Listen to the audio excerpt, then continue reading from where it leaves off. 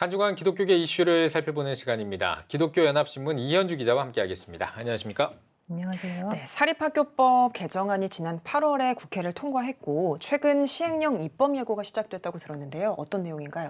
네, 사립학교법 개정안이 내년 3월부터 시행이 되는데요. 시행령 일부 개정안이 이번 주에 입법 예고될 예정입니다. 네. 우려했던 대로 기독교 사학들이 건학 이념을 살리기 어려운 방향으로 가고 있습니다. 지난 9일이죠. 국회 교육위원회 전체회의에서 유은혜 교육부 장관이 학교법인 공동전형을 통한 교원 채용을 시행령에 아예 반영하지 않기로 했습니다.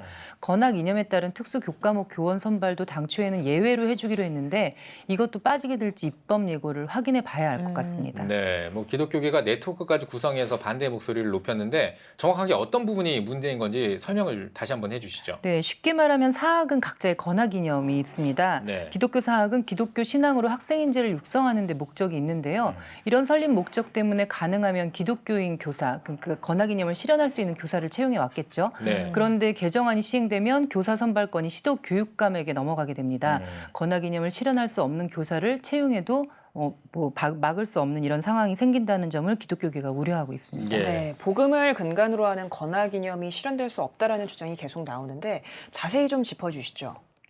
그동안은 이제 대통령령인 시행령에 예외 조항을 둘 수 있다 이런 기대가 있었습니다. 네. 그러니까 예를 들어서 사학법인 여러 곳이 공동 전형으로 이제 선발을 할 경우에는 거기에 예외로 해주겠다 예. 또는 특수교과목 담당 교원 선발은 예외로 시행령에 넣겠다 이렇게 약속을 했었습니다.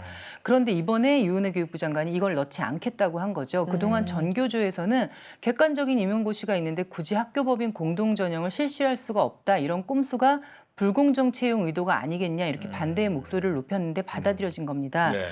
이제 문제는 특수교과목 교원 선발인데요. 특수교과목이라고 할 경우 예를 들면 종교교육 같은 게 될 수 있겠죠. 네. 기독교 사학에서 종교교육 교사를 뽑는데 교육감 주도의 필기시험 전형으로 순위를 매길 경우에 타종교 교사가 들어올 수 있다. 네. 이런 우려도 해볼 수 있고요.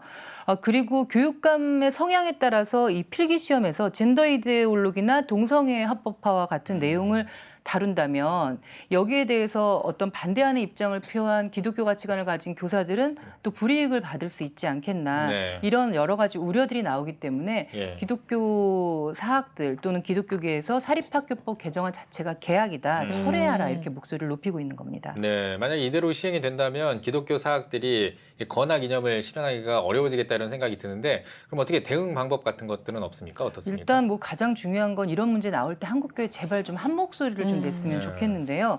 개정안 시행령 이번 주 내에 입법 예고를 시작한다고 했습니다. 이때 의견 수렴을 하게 되는데 반대한다는 의견을 좀 열심히 올려주셔야 될 것 같고요.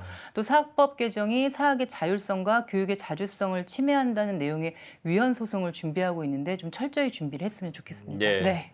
네, 오늘 소식 여기까지 듣겠습니다. 이현주 기자 수고하셨습니다.